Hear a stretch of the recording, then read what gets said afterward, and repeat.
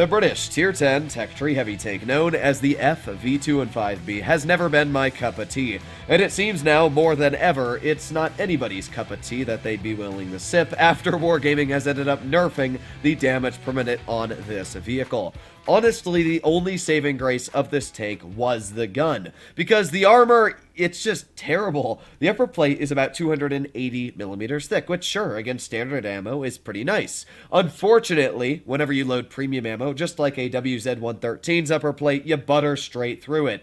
But you'd also think, okay, well, why don't I side scrape in this vehicle? It's a rear-turreted tank. It's got some pretty good angles on the side. Well, unfortunately, again, think again. The sides of this vehicle are only sitting at 106 millimeters thick. That means that if you angle the tank like this, you're going to be penned. So also, trying to side scrape in this vehicle is a terrible endeavor most of the time, because vehicles like E100s and really any tier 10 heavy just kind of butter through your hull and say, haha, kind of sucks there too. The only saving grace is the gun and the turret. The turret armor on this vehicle is fantastic. Honestly, I trust the FE2 and 5B turret more than the Super Conqueror turret, even though they're basically the same turret.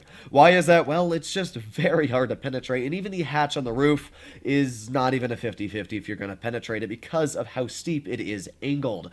And when it comes to the gun, even though it was nerfed, it still has pretty solid DPM at 2700. Its dispersion at 0.303, matched with that 2.6 seconds of aiming time, is absolutely fantastic. Its penetration is through the roof. It carries fantastic Hesh pen.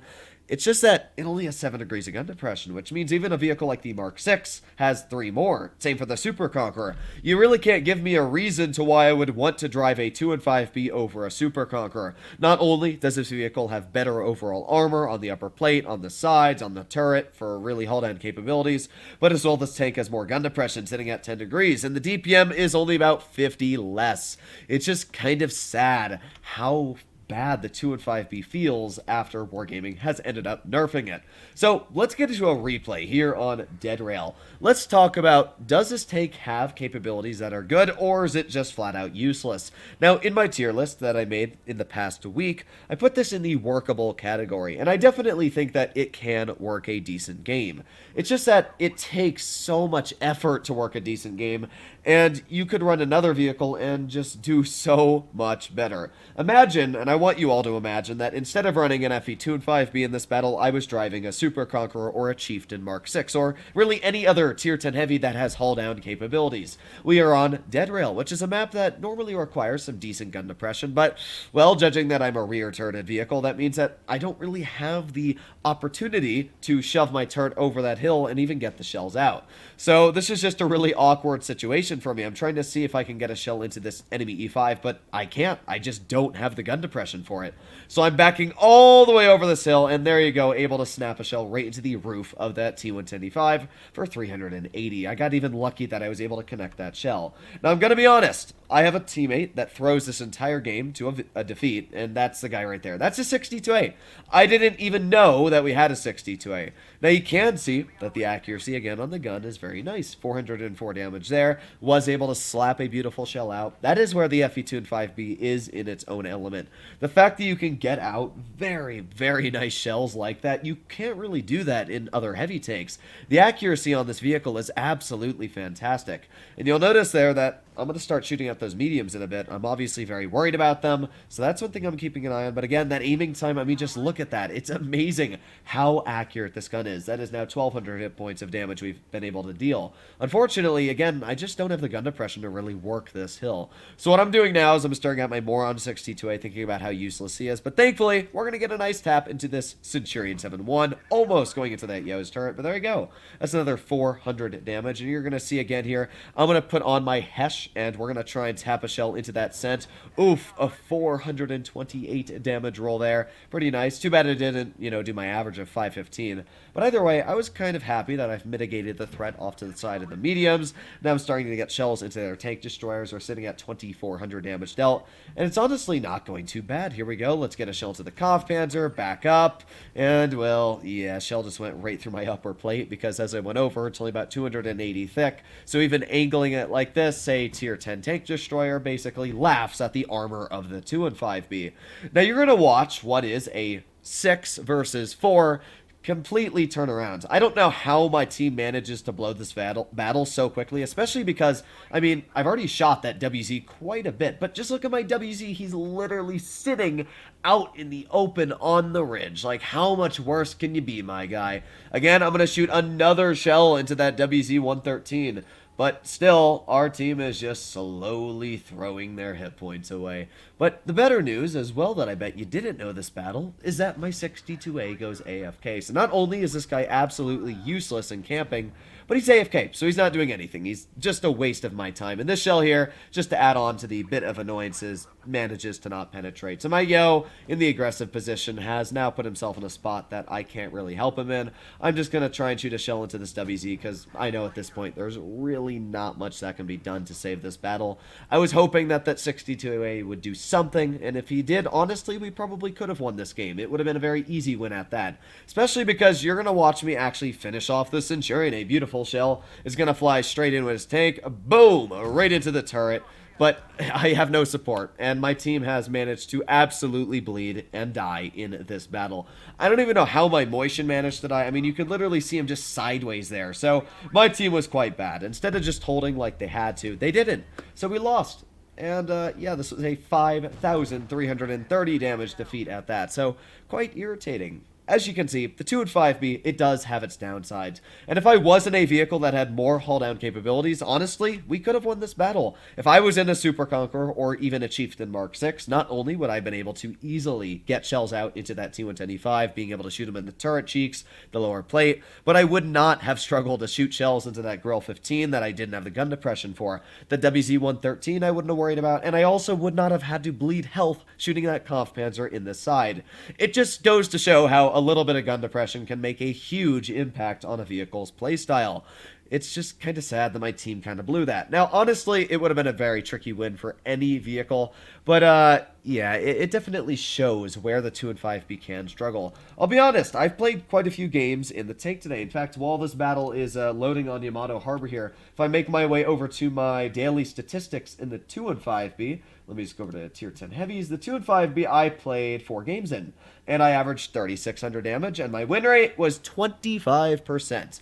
Now, I can say also I lagged here, if you're wondering why that happened. There was a very big weird lag spike that just sent me into that wall. But, yeah, that battle was a pretty good one, and this one here you're going to see is a pretty good one.